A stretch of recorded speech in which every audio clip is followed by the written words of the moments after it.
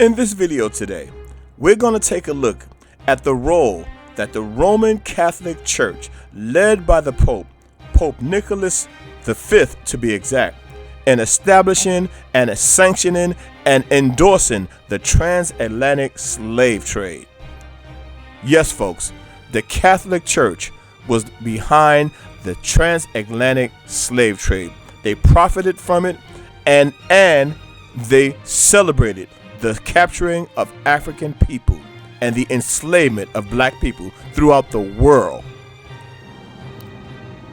In 1452, Pope Nicholas V charged Alfonso of Portugal with the Christian duty to enslave any non-Christian. The Pope's Act would be the first recorded international edict to literally grant a Christian nation the right to promote, enforce, and heavily profit from the slave trading. Did you hear that, folks? The Christian duty to enslave anyone that was not a Christian. Their version of Christianity, I might add. Did you hear that, folks?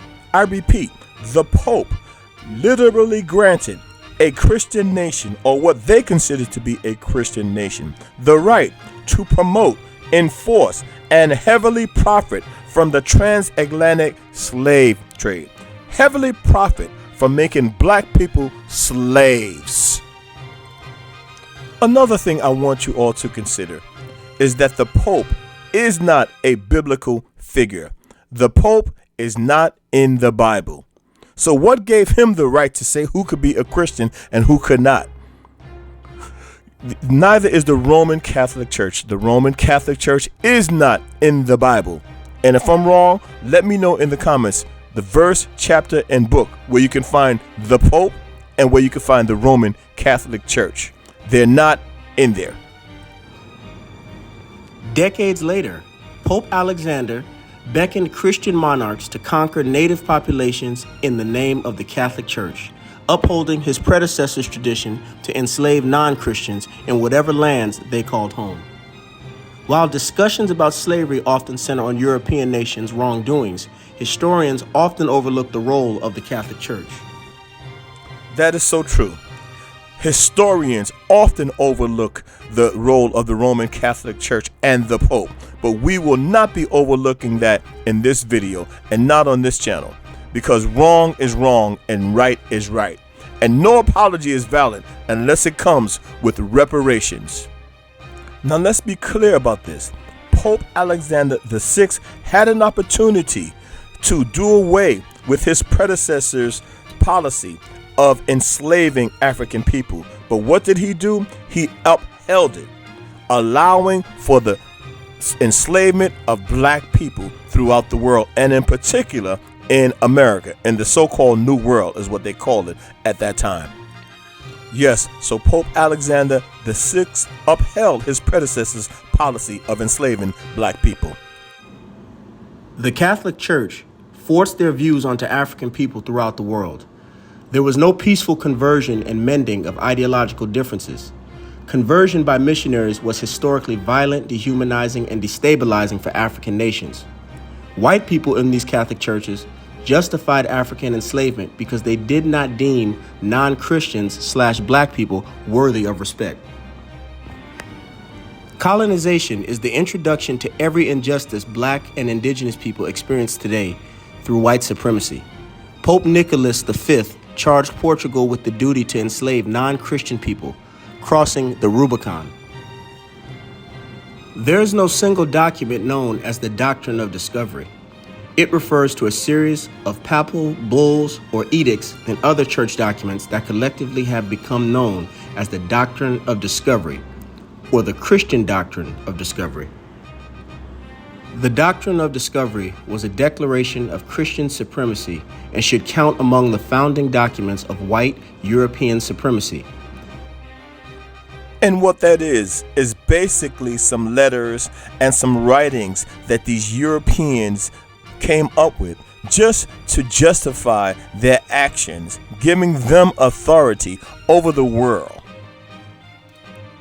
There was no treaty or no agreement with the other peoples of the world giving them that authority. Put another way, I'm white and I say so. The doctrine of discovery was the precursor to manifest destiny, the worldview that New World leaders and settlers used to justify abusing and killing indigenous people for their land and black people for their land and labor. One of the doctrine of discovery's better-known papal edicts is the Intercedera of 1493. Pope Alexander issued it just after Columbus returned from his first voyage. It granted the King and Queen of Spain the rights to the lands where Columbus traveled and other lands Spain might find, as long as no baptized Christians had prior claim. You hear this, folks? Are you listening? It granted them the right to the land. It granted the King and Queen of Spain the right to the land as long as there were no other Christians, what they considered Christians, who had claim to that land. No baptized Christians. My question is, how did you know that these people were not baptized and were not followers of Christ? You didn't speak their language. You took their language and you gave them yours. And again, I emphasize, it's not like the Most High came to the Roman Catholic Church or came to the Pope. The Pope is not a biblical figure. The doctrine's less well-known documents include Dum de Veras and Romanus Pontifex. The Indigenous Values Initiative website provides the following summary. Pope Nicholas issued the papal bull Dum de Veras on June 18, 1452. It authorized Alfonso of Portugal to reduce any Sacarans or Muslims and pagans and any other unbelievers to perpetual slavery. This facilitated the Portuguese slave trade from West Africa. The same pope wrote the bull Romanus Pontifex on January 5, 1455 to the same Alfonso. As a follow-up to the Dum de Veras, it extended to the Catholic nations of Europe dominion over discovered lands during the Age of Discovery. Along with sanctifying the seizure of non-Christian lands, it encouraged the enslavement of native non-Christian peoples. Together, the Dum de Veras, the Romanus Pontifex, and the Intercedera came to serve as the basis and justification for the doctrine of discovery, the global slave trade of the 15th and 16th centuries, the age of imperialism. Pope Nicholas approved Portugal's slave trade as part of a political quid pro quo. Here's a translated excerpt from Dum de Veras provided by the website African Heritage.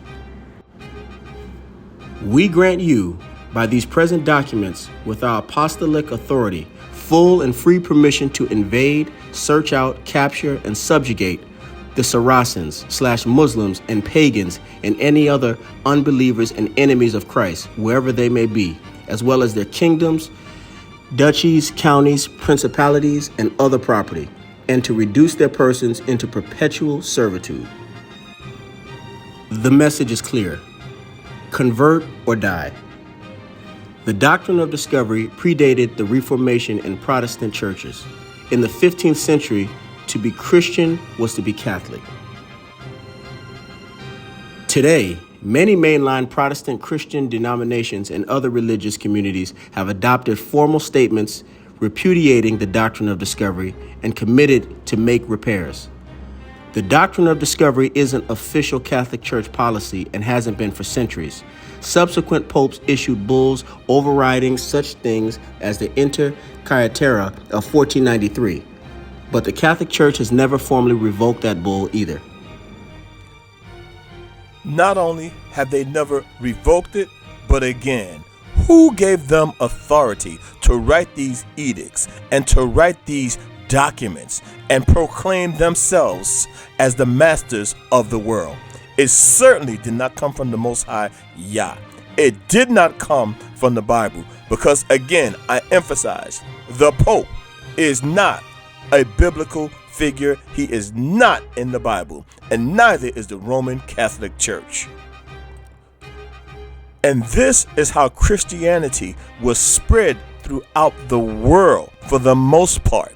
And many people don't even know that this is how you became a Christian. It wasn't like you made a decision and you sat down and said, yes, we're going to become a Christian. We're going to follow the Roman Catholic Church. It was forced on people.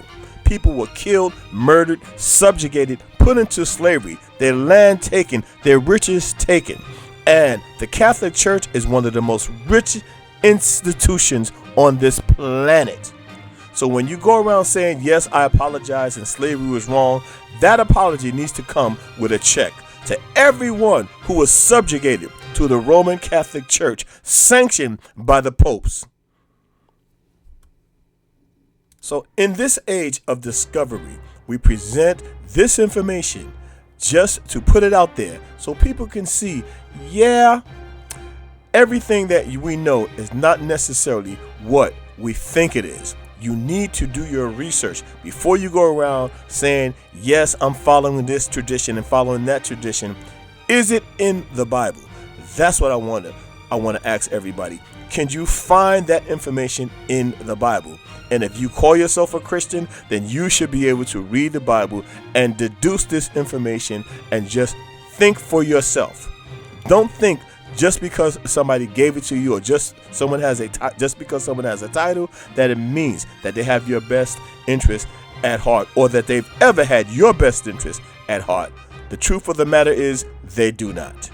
And like I said, if you are really sincerely apologetic for all the atrocities that have been done to African people and indigenous people throughout the diaspora and throughout the world, then you would write a check. If you're not going into your pocketbook, you can keep your apology. Now, before we end this presentation, there's a couple of other things that we like to point out. In Luke 21:20, Jesus says, when you see Jerusalem surrounded by armies, you know the desolation thereof is nigh. What armies were he talking about? The Roman armies. Now also in Luke chapter 21:21, he says, then let those who are in Judea flee to the mountains. Let those who are in the city get out. And let those in the country not enter the city. Who were they fleeing? They were fleeing the Roman armies. So why would Jesus tell the Hebrews to flee the Roman armies? They were fleeing because they would whoever stayed in the city was totally destroyed. They did not leave stone upon stone. They completely destroyed the temple and Jerusalem in 70 AD. That was the Roman armies. So why would the Most High give this edict to the Romans? He wouldn't. Now, one of the sources that could explain what happened, how the Roman army destroyed Jerusalem in 70 AD, can be taken from Wikipedia, and you can find it many other places. But in April in 70, 3 days before the Passover, the Roman army started besieging Jerusalem, according to Josephus, a contemporary historian and the main source for the war. The city was ravaged by murder, famine, and cannibalism. Roman forces overwhelmed the defenders and set fire to the temple. Resistance continued for another month, but eventually the upper and lower parts of the city was taken as well, and the city was burned to the ground. The siege had a major role on human life, with many people being killed and enslaved, and large parts of the city destroyed. Actually, the whole city was destroyed.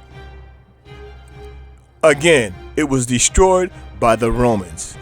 So no, the Most High did not give the Roman Catholic Church authority to spread Christianity.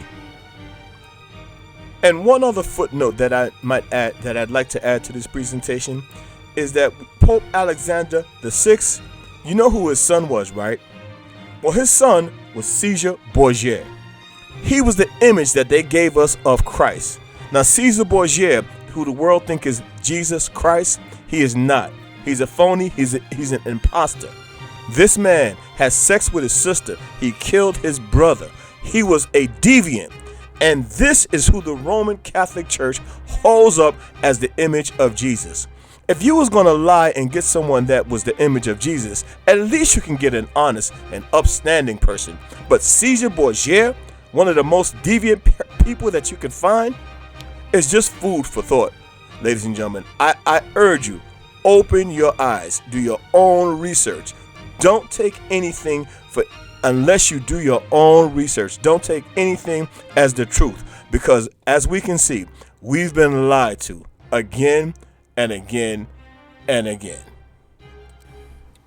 Now, in my Bible, in Revelation 1, chapter 14, 15, it describes Jesus. 14 says, his head and his hairs were white like wool, as white as snow, and his eyes were as a flame of fire. Revelation 1:15 says, and his feet like unto fine brass, as if it burned in a furnace, and his voice of the sound of many waters.